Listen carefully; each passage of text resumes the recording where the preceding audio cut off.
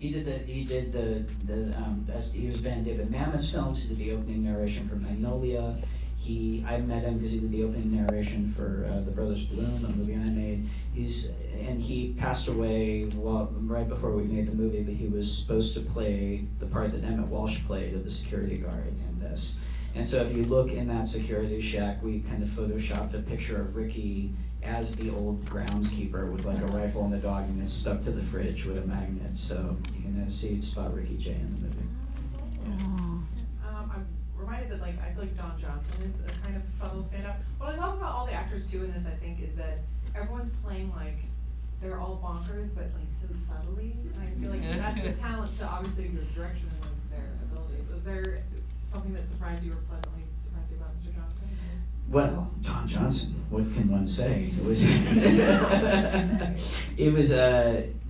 fun. He kind of immediately got it, and he kind of played it the same way that the dude is kind of always slightly high. Don Johnson always has as his character in the movie always has a country club buzz, I think we call it. So Don was hilarious. But all the actors, you're right, that's the balance with the film is how to go as big as possible, but because it's not a parody, because it is still have to work as a movie, having it still not leave the planet Earth, and you need really good actors in order to do that. Yeah, it's so fun to watch. Frank Oz, I think I would love for you to talk about, because I'm not used to seeing his face, right? I don't know if him is such a great genius, but how did...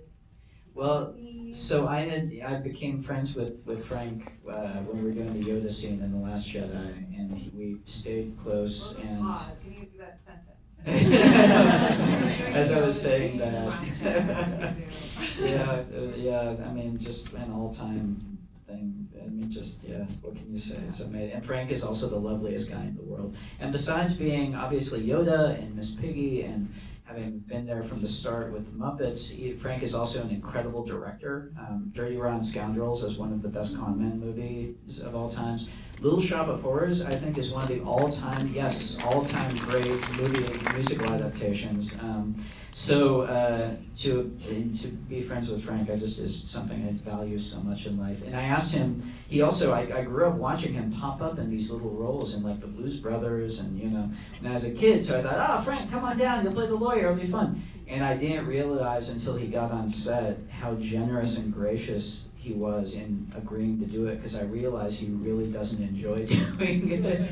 And I don't think he loves being on camera without a puppet, And but he was so sweet. I thought he did a really good job, and it just makes me really, really happy to have Frank Oz in the movie. Yeah, that's a cool thing. I can talk for days and ask a ton of questions. Do you guys have any questions for us? I saw you first. Go for it. I'll repeat it if you. Me? Am I missing something? It seems to me that if Martha knew when she was injecting him that he was giving the right stuff, why did she go on that I didn't give you the right stuff? Oh yeah, so do you want to repeat the question? Sure. There was a question about the execution of the serums and the wrong medication. So she didn't know that she gave him the right stuff. She just subconsciously, through doing it 1,000 times, grabbed the right things and injected him without even thinking, and then looked at the labels and realized she had given him the wrong stuff. Because remember, the liquid was in the wrong vials. So every single piece, so she absolutely looked at the labels and was she subconsciously did it just through muscle memory without thinking, and then the actual evidence in front of her eyes is that she had just given him 100 milligrams of morphine. So she reacted to that. Does that make sense? But she could see that it wasn't that. Yeah, she couldn't, because remember, Ransom switched the liquids in the tube, so she had literally given him from the wrong vial. You'll have to see it a second time. No, I appreciate the question. I know and that part of it was something that I just tried to work over and over to try and get it as simple as possible, and I know it's still not that simple, so I appreciate you flowing with it.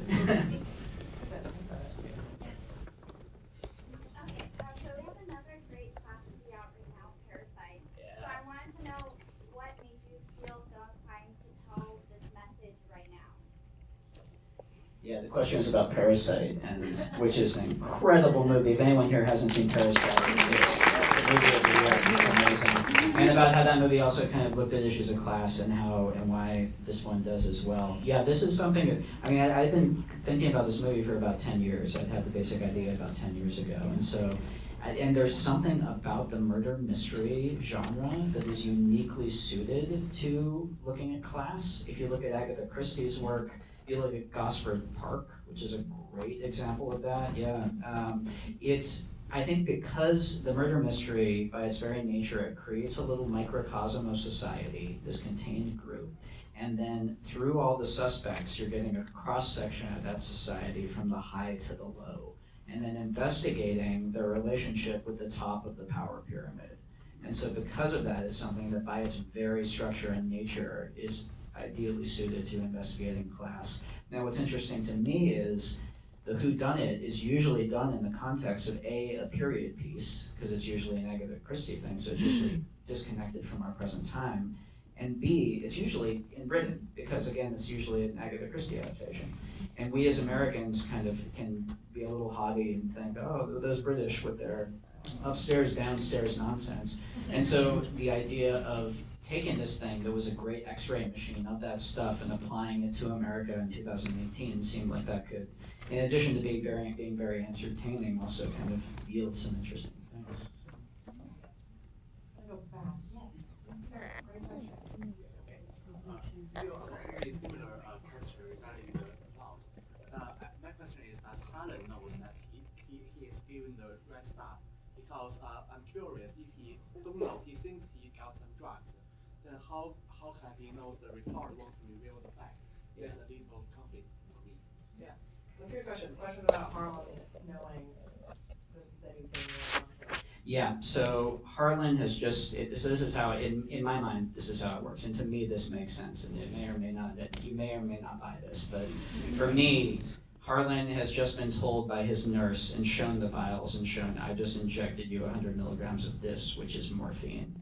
And here she describes the symptoms to him of what is about to happen to his body. Now, I don't know about you, but with me, and I think it's a very human reaction, if you're told that and you're told all those things, you're going to start feeling those symptoms. It's almost like when you look at web, make the mistake of looking at web FMT, you have like a little pain in your side, you're like, oh my God, I'm dying of Legionnaire's disease or something. So in my mind, because it's such a quick, concentrated amount of time, because it's so stressful, and because he's just had all this laid out, it's hard to see, but we did give him a ton of sweat by the end of it, and we kind of like, I figured, he in his mind does not know that he has not gone on the right dose. He's going to be, at the very least, feeling those things. That's my answer. I'm sticking to it. Yeah, so I'm gonna try not to yell, but No, yeah, do it. so one of the most fun aspects of all your work, including of course this one, is your experiments with tone. And the great misdirect, of course, is that it starts in dimension, we don't know what period we are, and then you cut to a very decidedly modern world, right? Yeah. So I'm just curious, like, in this particular film, how tone kind of emerged out of the work? Was it baked into the script? Was it, through working with the actor, cinematographer, etc.? It's a really good question. It's about the tone and how the tone of the movie came about. And for me, the thing I was kind of aiming for, I talked before about how I didn't want it to be a parody. I love Clue, I love Murder by Death, but I didn't want it to slip into being a parody of a whodunit. To me, the sweet spot was some of my favorite whodunit films are the ones where Peter Ustinov played Poirot. Mm-hmm. So Death on the Nile, Evil Under the Sun from the late 70s and early 80s. And those movies were big fun entertainments. They were kind of cheeky and self-aware, but they never tipped entirely into comedy. So that was what I was going for. I don't think it was actually it's hard to communicate that on the page. And that was the first question I always had to answer when people read the script is tonally, where does this land? Mm-hmm. And it was something I just had to say what I just said to you guys, to the actors, and then on set we had to kind of find it. And what I mentioned before about really good actors being able to bring things up bigger than you would think and still have them feel connected as characters, that's where that comes into play. What's that? In post as well. Yeah, in post too, yeah, finding all the rhythm and all of it, yeah, and the music and all of it, yeah, it all adds in.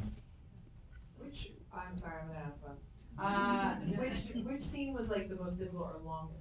What scene took the longest to shoot? Well, the scene between Marta and Harlan, the essential one, because we were in such a small space, that took a little while to do. Yeah, that was probably the most intricate, and also that's one where, in the middle of what's been a very arch movie, we have to land, or they have to land. It's really on them. A very incredibly emotionally impactful scene, or the whole thing doesn't work. So that's the one we're kind of trying to focus on the most, I think. Yeah. Couple days. Yeah, no, that was near. God, we were probably in that room for the entire thing. It's a very long scene. Also, it was probably nearly a week, I think. Yeah, yeah. We faked this poor guy out earlier. Right. What was it like going from massive, very stressful Star Wars huge production to something like this?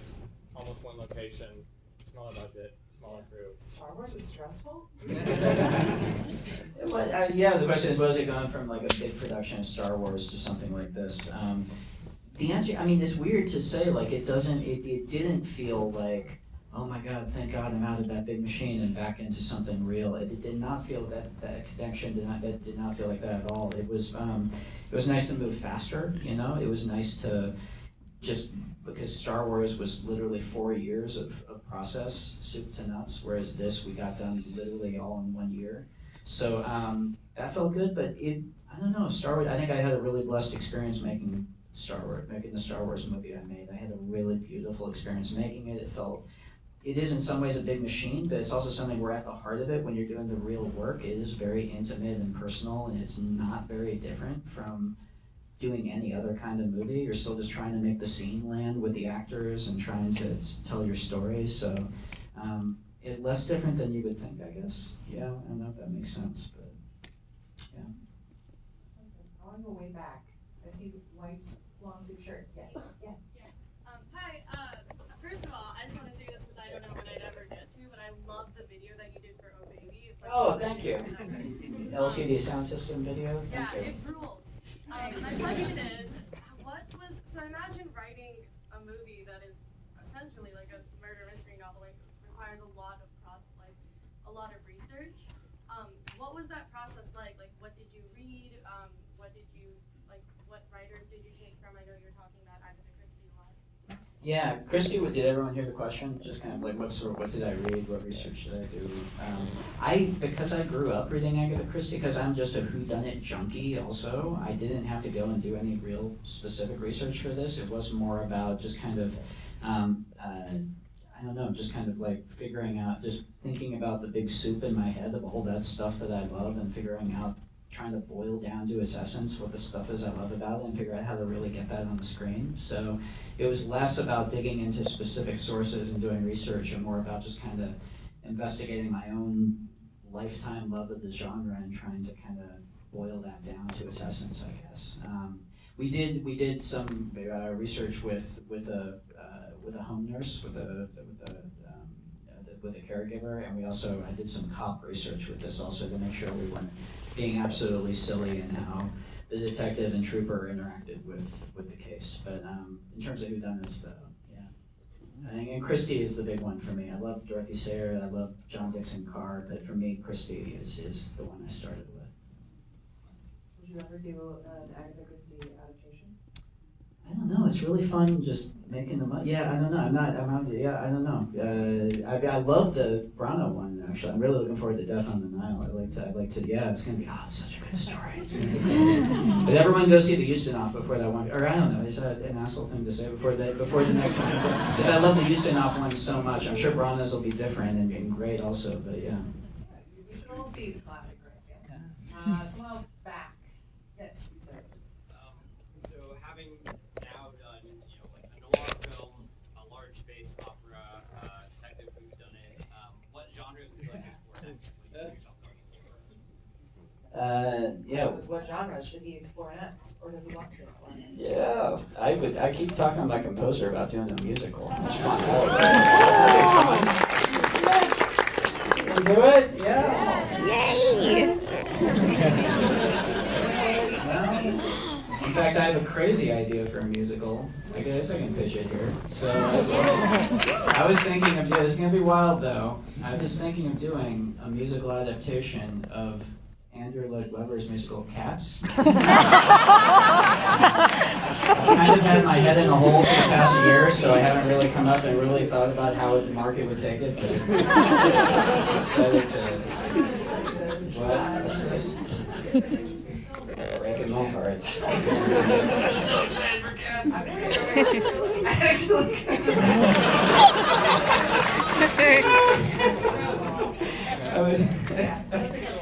I saw Cats when I was like 18 and on Broadway, and it was like late in the run of Cats, and those cats were so bored on stage. Those cats didn't give a fuck. I can't wait. Yeah.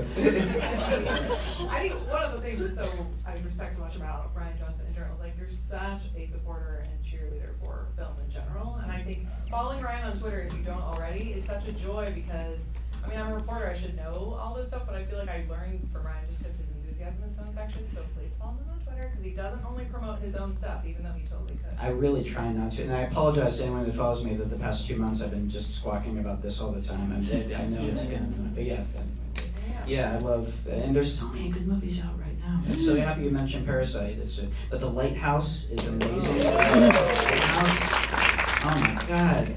Uncut Gems, which is coming out in Christmas. If anyone saw Good Times, the Safdie brothers' last movie, and you dug it, Uncut Gems is amazing. Yeah, it's a good season right now. It's good. A Hidden Life, yeah. I was at the Malik. Yeah. Is it in theaters right now? It's kind of, okay, all right. 3 hours and 20 minutes. Okay, I cannot wait. Have you seen it? No. Okay, all right. I can't wait. And we always, my wife and I, we always see his, but you have to see him in the theater. You gotta, so yeah, I'm excited to get out and see it. Which one?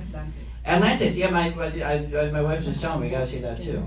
Atlantis, yeah. We got so much to watch. Any more? Oh, far right, yes. Flag, yes. Brick is my all-time favorite film. And since then, you and Nathan Johnson have been doing a lot of writing music, and so figured after the whole musical thing, if you could elaborate on the music process for this film. Oh, great question. What about the music? Yeah, so Nathan Johnson, who did the score for this, we've been working together since Brick. We've been working together since we were 10 years old. He's my cousin. Been making movies together since we were kids, and yeah, this is his. I'm so proud of Nathan's work in that this is his first orchestral score. This is his first time working with an orchestra, and we had so much fun. We went out to Abbey Road to record it, and we were just like, we were such nerds. We were just like, just you know, and we recorded with like 2 microphones like that they've had there forever that they call Paul and John, the microphones. And like the piano that they from Day in the Life is like they're in the studio, and they tell you it's the piano from Day to the Life. They can tell us anything probably, but anyway, Nathan and I, he's one of the very first people I show any script to. With this, we have been talking about this movie for the past 10 years, and just a really collaborative, deep relationship. And he's more like a brother than a cousin for me, really. Yeah. Is there ever like an extra ask to do like an orchestral score, or does it totally depend on your composer and budgets and whatnot? No, yeah, it depends. Do you mean like, does it cost more to do? Yeah, like does the studio ever pocket? No, we can't afford it. Extra. No, I mean, we something like Brick we couldn't afford. We just going to he was literally getting cheese graters from the local Tesco in London and playing them with mallets and stuff. But no, this is something like this, especially where the scope of it like requires it. It was we could afford violence. Yes. I don't know who else to choose. How about the person who's waving their hand wildly, way in the back? Floral print, I think. Yes. Hi. Did you have a set idea as to what Martha does with the will, or did you purposely leave that as is? I have my theories. Want to hear? Yeah, I don't know. I guess it's a little more fun just leaving it to everybody's imagination what she does, I think, But I have my idea of what it would, she's smart at, what do you think she's going to do? Keep everything, maybe. Kind of hope so. Keep everything and then like help other people that actually just. Oh, I like that idea. You see? That's There you smart. go. She would do that. There's our post-credit scene. Who else? Oh, hi. I love your movies, and I know you have a lot of influence with cowboy people. in a lot of your movies, Looper, Brick, do you sneak in a little bit of influence in this movie? From Bebop? Yeah. Yeah, he was asked about Cowboy Bebop, which is a thing that I deeply love, and was an influence on Brick and on Looper. They asked whether there's any of that in this. God, no, not really. Yeah, if there is, if you spot any, let me know, because stuff works its way in there. But no, yeah, no. I'm so curious. Right, they're making a show out of it now, right? They're making a show. I'm so curious to see that. Yeah. So, but yeah, no, not really. I'm happy to be another fellow Bebop fan. Yeah. Are there ever like things you intentionally sneak in from other films, aside from actors that you enjoy working with? Once in a while, yeah. And with this, the set is so dense. There's like other stuff that we're able to like slip in a little bit here and there. But yeah, once in a while you sneak stuff in. You don't want to get too cheeky with it. That would be telling. Ah. It's a good salesman. We have to see it 3 times more than 2.